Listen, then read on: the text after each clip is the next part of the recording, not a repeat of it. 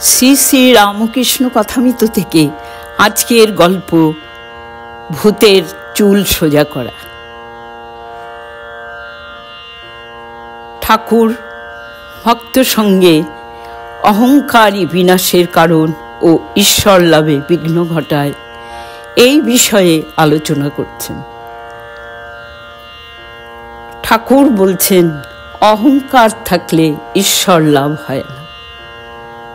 তারপর এই সুন্দর গল্পটি বলে ভক্তদেরকে বুঝিয়ে দিলেন। একজন ভূত সিদ্ধ হয়েছিল।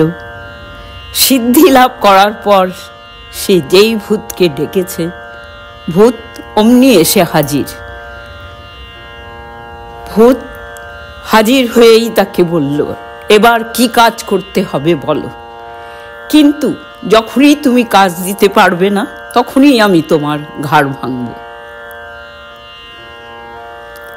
সে ব্যক্তির যত কাজের দরকার ছিল সমস্ত কাজ করিয়ে নিল, তারপর আর কাজ পায় না। তখন ভূতটি বললে, এইবার আমি তোমার ঘাড় ভাঙব। সে বললে, একটু দাঁড়াও, আমি আসছি। এই বলে গুরুদেবের কাছে গিয়ে বলল, গুরুদেব, আমি ভীষণ বিপদে পড়েছি।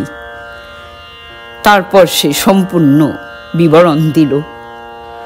গুরু তখন বললে, তুই এক কাজ কর, এই চুলের গোছাটি নিয়ে গিয়ে ভূতকে সোজা করতে বল। সেও চুলের গোছাটি নিয়ে ভূতের হাতে দিয়ে বলল, এই চুলের গোছাটি সোজা করে দাও। চুল কি আর সোজা হয়? ভূত দিন রাত চেষ্টা করতে লাগলো। চুল যেমন বাঁকা তেমনি বাঁকা রইল। গল্প শেষে ঠাকুর বলছেন, অহংকারও এই রকম, এই যায় এই আসে। অহংকার ত্যাগ না করতে পারলে ঈশ্বর লাভ হয় না। সকলকে অনেক অনেক ধন্যবাদ।